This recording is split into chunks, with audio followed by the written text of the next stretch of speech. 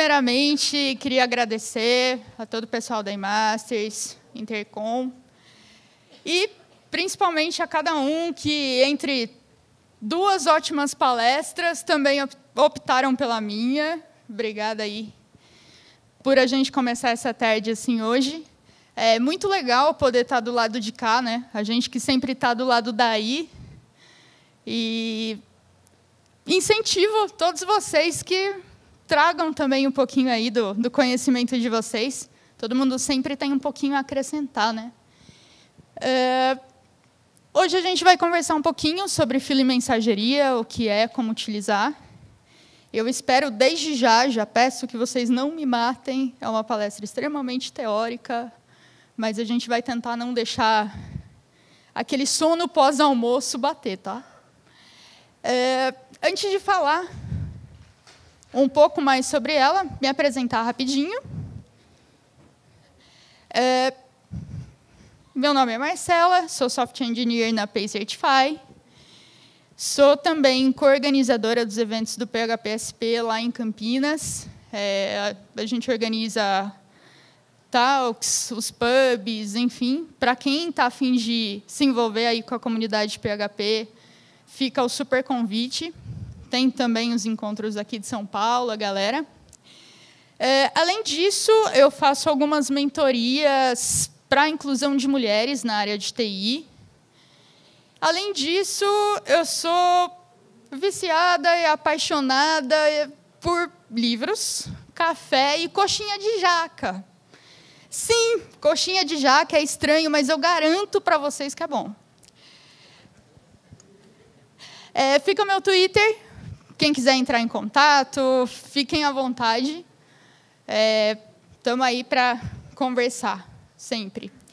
Bom, vamos começar então, né? Sobre aí o tema em si. Se eu chegasse para vocês hoje aqui e dissesse, olha, eu vou comentar com vocês 3 componentes, que é o sinal de fumaça, o semáforo e um app de troca de mensagens. Telegram, WhatsApp, enfim. E pedisse para que vocês me dissessem uma função comum de todos eles. Eu tenho certeza aqui que alguns de vocês pensariam em comunicação. A comunicação, para nós, como indivíduos dentro de uma comunidade, hoje ela é uma necessidade básica, né? Todo mundo precisa se comunicar. E a comunicação ela evolui. Sei lá, é a famosa história, antes a gente mandava uma carta que demorava um tempão, hoje a gente manda um e-mail, manda uma mensagem, evoluiu. Mas, mesmo ao longo de toda essa evolução, tem 3 detalhes, 3 estruturas que nunca mudam numa comunicação. Essas estruturas são o remetente, a mensagem e o destinatário. Independente de qual for a comunicação, seja ela verbal, seja por texto, enfim, a gente sempre tem aquela pessoa que deseja comunicar algo, a pessoa que vai receber essa comunicação e a comunicação em si, né? A mensagem em si. Geralmente, a resposta a isso, a resposta que o destinatário vai dar, ela é muito variada. Pode ser um simplesmente checado do WhatsApp, o que é bem legal quando não é respondido, né? Mas tudo bem. Pode ser uma resposta rápida, pode ser várias mensagens, até mesmo mensagens de mais de um destinatário diferente, e por aí vai. Bom, ok. Até agora, tudo isso que eu comentei foi meio que voltado na nossa comunicação social, digamos assim. Mas convido vocês a pensar junto comigo a questão de... Vocês já perceberam que o nosso modelo de comunicação é exatamente o modelo dos sistemas que a gente cria, das aplicações que a gente cria? As aplicações que a gente cria, elas também sempre têm um remetente, uma mensagem, digamos assim, uma informação de modo geral, e um destinatário que vai receber isso. Um exemplo simples disso, por exemplo, é uma comunicação server-client.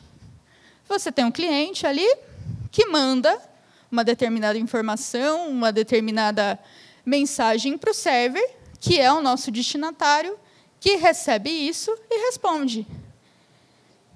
Mais uma vez, essa resposta pode variar, né?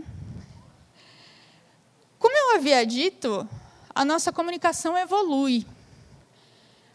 Se a nossa comunicação como pessoas evolui, e se nós temos essa ligação com os sistemas que a gente cria, terem uma comunicação muito parecida, isso quer dizer que a comunicação dos nossos sistemas também evolui.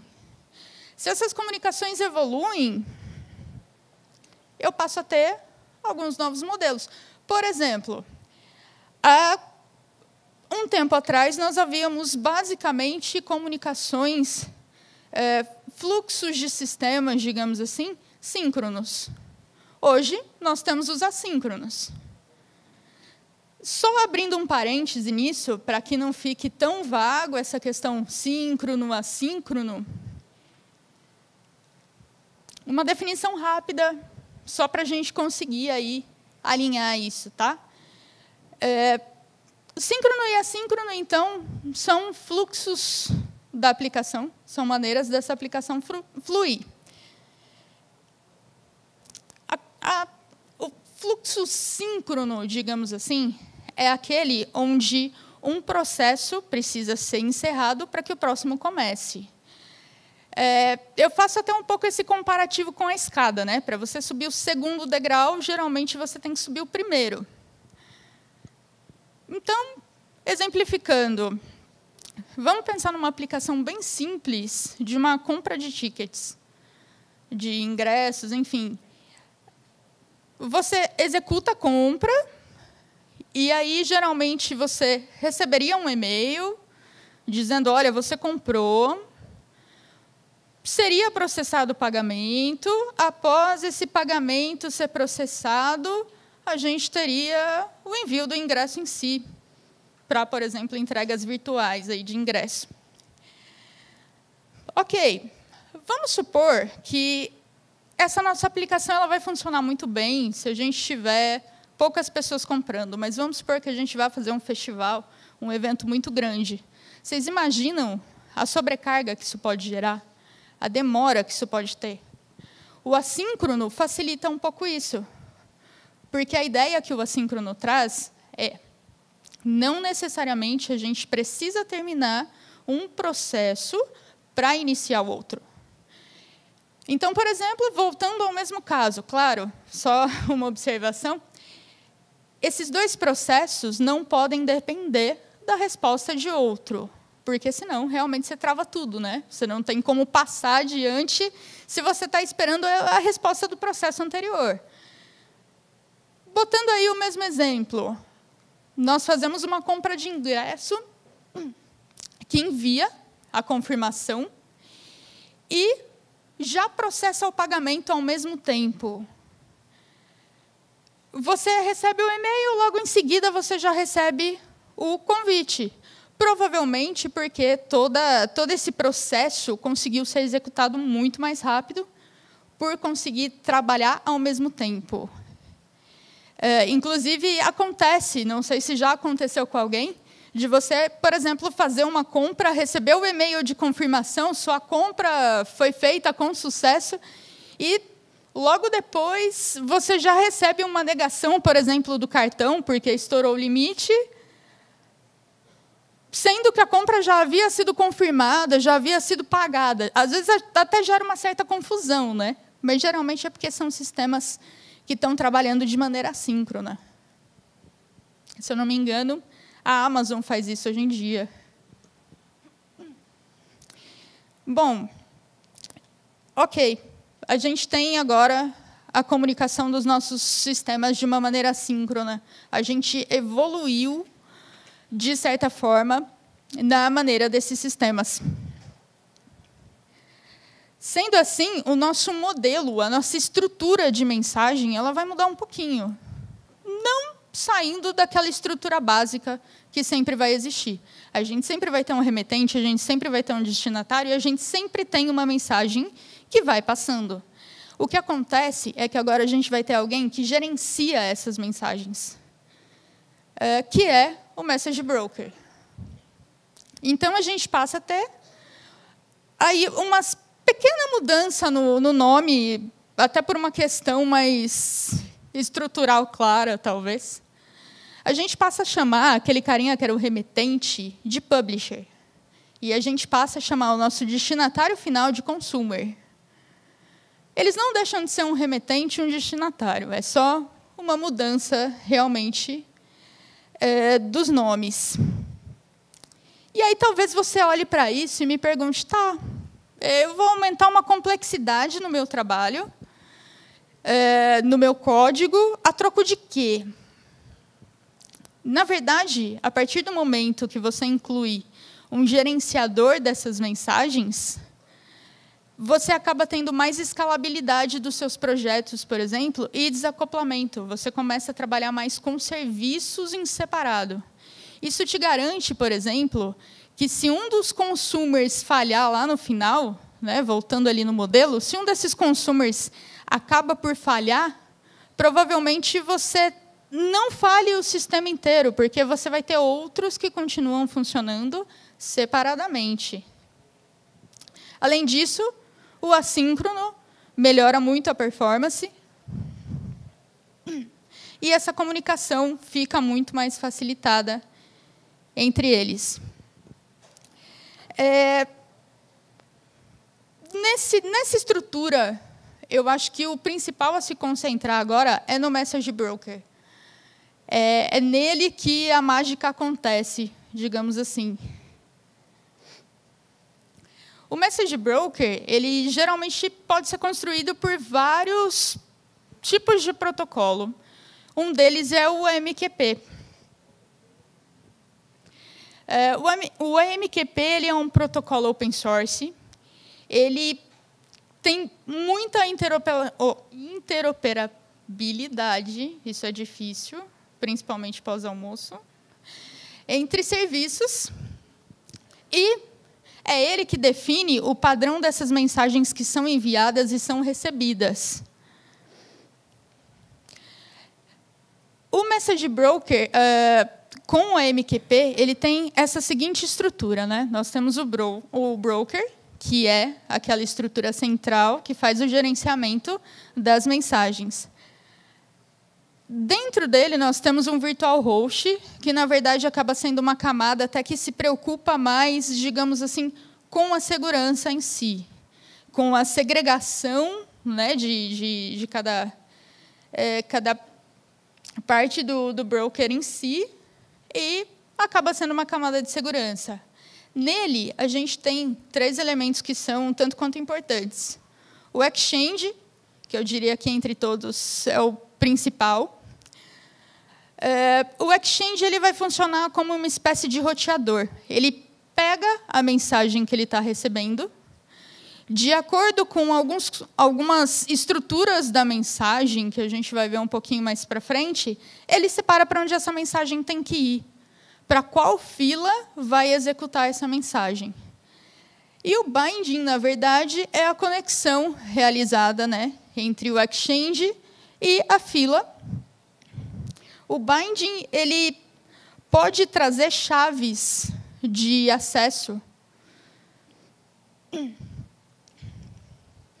E aí, para que a gente tenha uma visão um pouco mais ampla, além do broker, toda a comunicação acaba acontecendo, né? Inicia-se no publisher, ou seja, a gente manda a mensagem, ela passa pelo broker, e aí, depois que ela é separada, lá, o Exchange manda para a fila bonitinho, passa pelo channel. O que seria o channel?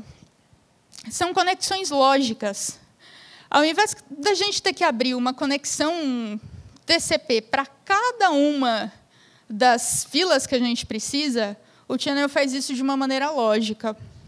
E, a partir dele, para o consumidor, que é quem vai executar de fato aquela mensagem, aquele processo que a gente enviou.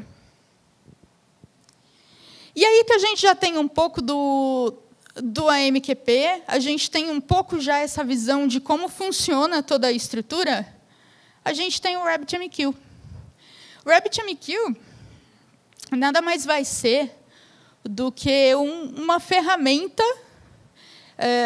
escrita. Ela é escrita em Erlang, também open source. Ela é toda baseada no protocolo AMQP. Hoje já existem outros protocolos que funcionam com ela também. E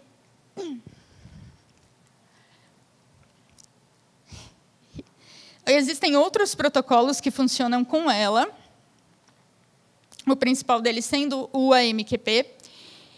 E por que o Erlang em si, né, foi escolhido como estrutura? Pela confiabilidade que ele passa para os sistemas distribuídos, né? É interessante falar que o RabbitMQ funciona em qualquer sistema operacional com qualquer linguagem. Esse é um ponto interessante que eu gosto bastante pela questão de que você consegue rodar ele em qualquer máquina, para o dev ter ali, fazer os seus testes e ter ele em produção da mesma forma, sem problema algum. E uma coisa que é muito bonitinha nele é que ele tem N plugins aí que dá para se divertir bastante. O RabbitMQ ele tem instâncias que podem funcionar em diferentes topologias, né? A gente consegue usar somente uma instância do Rabbit, que é o que a gente chama de standalone. A gente pode usar duas instâncias fazendo comunicação entre elas, que é o que a gente chama de cluster, e a gente pode ter clusters que se comunicam entre si, que é o que a gente chama de federation, são as federações.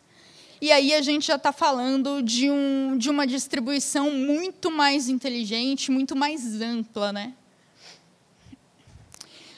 Vendo tudo isso, hora de falar um pouquinho da instalação e da configuração. O Linux, algumas versões já vêm com ele pré-instalado. Basicamente, não tem muito ali o que se precise fazer. Para o Windows, é o famoso next, next, next. Se você achar que está errado, você clica no cancelar e começa no next de novo, e uma hora dá certo. Foi péssima, desculpa. Então, vamos pensar em, na verdade, 3 partes que são interessantes para a instalação, que eu vou comentar bem rapidinho, tá? Até porque é só realmente o comando, é um pouquinho maçante, talvez. A instalação do Rabbit em si, que é o server que a gente vai ter, né, a instância dele. A instalação de um painel de gerenciamento. Esse painel ele é um plugin. Você não precisa ter, mas eu aconselho, eu acho bem legal você poder ter essa parte visual que te auxilia ali. E umas configuraçõezinhas que talvez você tenha que acertar de visual host, de usuário, né? Basicamente, então, ela abre o terminal, o famoso apt-get, e está tudo certinho a instalação. Claro, tá? No Linux e macOS também daria. Fez a instalação. Dependendo do sistema que você usar, tem mais informações lá no site do Rabbit. Por sinal, deixo desde já, a documentação do Rabbit é muito completa, vale muito a pena dar uma lida. Inclusive, existem tutoriais em N linguagens nela, que você pode já começar a brincar, fazer algumas filas, né?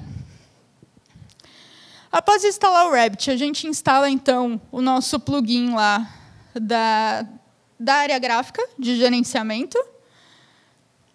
Restarta o servidor, tudo certinho, e ele sempre vai rodar nessa porta 15672. Para vocês verem um pouquinho como ficaria, é essa a carinha que ele tem. Esse gerenciamento ele ajuda muito no básico. Eu, de certa forma, não gosto muito dele para a criação de filas mais complexas, talvez. Mas, te auxilia muito a ver o tempo que está demorando o processamento de uma fila, como que ela funciona, todos esses detalhes, né? E a última configuração lá que a gente precisava fazer, acontece o seguinte, quando você instala esse plugin, essa sua porta vai estar lá. E ela fica exposta. A questão é, quando a gente loga, ela tem aquela senhazinha padrão. E eu acho que ninguém vai querer botar todas as filas do sistema, manter essa porta lá que é conhecida, com tudo padrão. Sendo assim, a gente troca as configurações do usuário. Troca a senha, pode criar um novo usuário, a gente consegue taguear grupos desses usuários. Isso é possível fazer também pelo próprio painel. Às vezes é até um pouquinho mais simples, mas para quem gosta aí de brincar com terminal, acaba sendo mais divertido. Bom, a gente já viu todas essas partes, como funciona um pouquinho, como instalar e tal. E aí eu pensei em mostrar rapidamente como que é a estrutura do código de um publisher, como fica a estrutura do código de um consumer, só para a gente ter uma ideia. Eu não queria muito mexer com código, porque eu sei que aqui todo mundo programa em linguagens diferentes. Dificilmente todo mundo vai ser da mesma, né? E, sei lá, a gente gosta de todas as linguagens, né? Eu entendo isso, mas a gente gosta muito mais do PHP. Então, me desculpem, mas é PHP. Eu prometo que eu não vou entrar em detalhes do código, tá? Poderia ser em Java, seria pior, gente. Começando pelo publisher. O publisher é quem vai mandar, né? Só lembrando lá, é ele quem manda toda a informação para a fila, que manda, né, para o nosso broker. Basicamente, o que a gente faz lembra que eu falei que ele dá cobertura para várias linguagens? Então, você tem lá no site do Rabbit todas as libs, é só baixar a lib, basicamente. Aí você cria uma conexão, cria um channel e manda a sua mensagem. Basicamente isso. Quando você mandar a sua mensagem, você vai mandar por algo que tem mais ou menos esse nome de queue_declare. A questão muda de linguagem para linguagem, um pouquinho, às vezes até a ordem da sintaxe em si, mas sempre o que você vai mandar para ele qual é o nome da fila que você deseja colocar, aquela mensagem que você está enviando, qual é a durabilidade dela. Então, se o meu Rabbit for reiniciado, essa fila ainda vai existir? Como que é isso? Se, ao final da fila toda, quando não tiver mais nada para ele fazer, essa fila vai ser excluída, e se a gente deve esperar por alguma resposta do tipo, recebi, tá, ok. Por outro lado, lá na outra ponta, a gente vai ter o consumer, que a gente faz basicamente a mesma coisa. A gente puxa lá a nossa libzinha de conexão, abre a conexão, abre o canal, declara a fila novamente, porque a fila ela tem que existir, a declaração dela tem que existir nos 2 pontos, e a gente consome aí os itens da fila. Ok, a gente já viu, então, mais ou menos ali como é que a gente vai montar o nosso publisher, como é que a gente vai montar o nosso consumer. E aí eu pergunto para vocês, como é que a gente vai montar o código do nosso message broker ali no meio? Nada, ele faz tudo sozinho. Ele simplesmente já vai se resolver com toda a informação. A questão lembra que eu falei que cada mensagem vai para uma fila, o Exchange, no momento em que ele recebe essa informação, ele vai separar. Marcela, como é que ele separa? Depende de como você pediu. Existem, basicamente, 4 formas básicas para você fazer a definição desse Exchange, para onde ele envia, como que ele faz o roteamento dessa mensagem para as filas corretas. A primeira, aliás, um adendo também. O uso do Exchange é obrigatório? Não, não é obrigatório. Mas eu diria que não faz muito sentido você não usar. Sendo assim, sempre que você usar, você tem que lembrar lá de colocar também a declaraçãozinha do seu Exchange, de como ele vai funcionar. E eu juro que, a partir de agora, eu não mostro mais código, tá? Os tipos de Exchange, o primeiro que a gente vai falar, rapidinho, é o Fanout. O Fanout, na verdade, ele distribui. Na verdade, é como se você pensasse realmente em algo que espalha. Ele vai pegar essa sua mensagem e ele vai incluir em todas as filas. Ele não tem uma seleção de que fila eu ponho. Ah, mas uma mensagem pode ir para mais de uma fila? Pode. A partir do momento que ela for executada, ela magicamente some da outra fila. Lembra lá que o broker ele é mágico, né? Ele faz isso. O segundo tipo que a gente tem é o Direct. Na verdade, o Direct ele vai fazer o quê? Você vai mandar uma chave que diz exatamente para onde ele tem que ir. Então, olha, essa minha mensagem, o exemplo aí, é uma imagem. A gente vai mandar uma imagem e vai ou mandar para um redirecionamento, ou para um corte, né, um reajuste, ou essa imagem vai ser arquivada. Eu mando lá para ele, olha, essa imagem aqui que eu estou mandando, ela vai ser redimensionada. Então, ele já sabe para qual fila ele tem que ir. E, a partir daí, eu tenho o consumer que vai fazer essa parte. O Topic Exchange vai trabalhar com tópicos. Na verdade, qual é a principal diferença dele para o Direct? Parte da chave que é passada vai ser a fila para onde ele vai. Não necessariamente o nome inteiro vai bater. Você tem aí um tópico de nomes. Então, por exemplo, a gente pode fazer diferentes processamentos em um sistema, enviando algumas coisas que são de log para uma fila de log, algumas coisas que tratam de servidor de e-mail para uma fila de e-mail, algumas coisas que tratam da nossa aplicação web para a fila web. E, por último, o Headers Exchange. Na verdade, o que ele vai fazer é, ele não trabalha com as chaves em si. Ele vai trabalhar com headers. Eu não vou dizer que é menos usado, mas essa, geralmente, a gente vê aplicações menores na prática com fila. Os 3 primeiros, geralmente, são mais usados. Bom, algumas soluções interessantes, agora que a gente tem um overview, porque dizer que a gente conhece o Rabbit e conhece fila é muito complicado, porque é um assunto um tanto quanto amplo, cheio de detalhinhos. A ideia mesmo é, sei lá, incentivar vocês a começarem a brincar com o Rabbit, né? Tá, Marcela, beleza, eu mandei as coisas para o meu broker, foi lá no Exchange, dividiu bonitinho para onde tinha que ir, foi para a fila.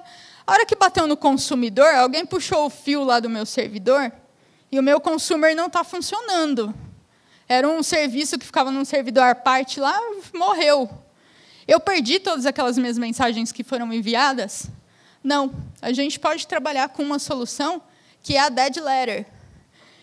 A Dead Letter ela funciona da seguinte forma. O publisher ele vai mandar a mensagem para o Exchange. O Exchange manda para a fila, conforme todo o roteamento que ele fez, e vai para o consumer. Espera aí, eu não achei o consumer, não está funcionando, deu erro, morreu, sei lá o que aconteceu. O que eu faço com essa mensagem? Eu volto para o Exchange.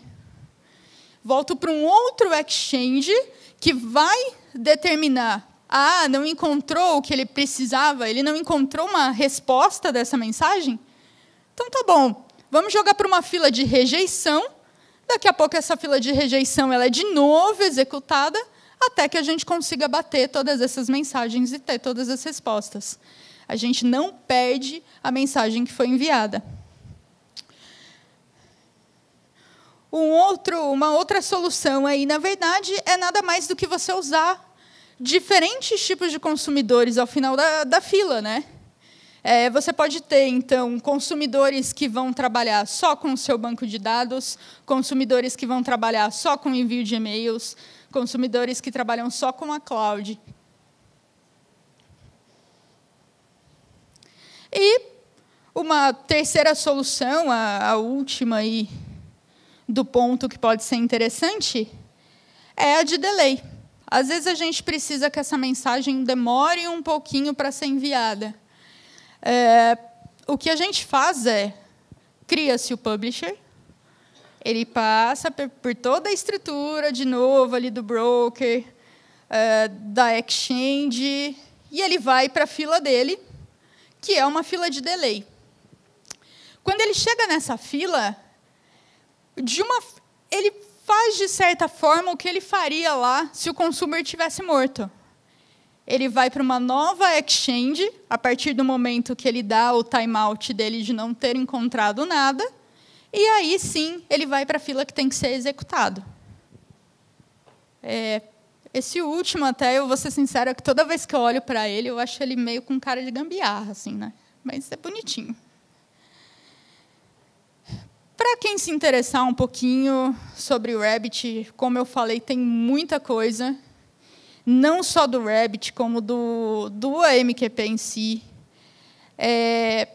Do AMQP, a gente pode passar para o MQTT e começar a brincar também, que é um outro protocolo que também faz toda essa parte de gerenciamento, né? Deixo, então, acho muito bacana um tutorial que o próprio Rabbit tem. Tem para N linguagens, tem um tutorial em PHP, Ruby, Python, Go, C++, Java, e tem mais uma turminha lá. E 2 livros de referência, que é o RabbitMQ Essentials e o Cookbook. O Cookbook, inclusive, na verdade, ele vem já com essa intenção de algumas filas prontas, né? E é isso.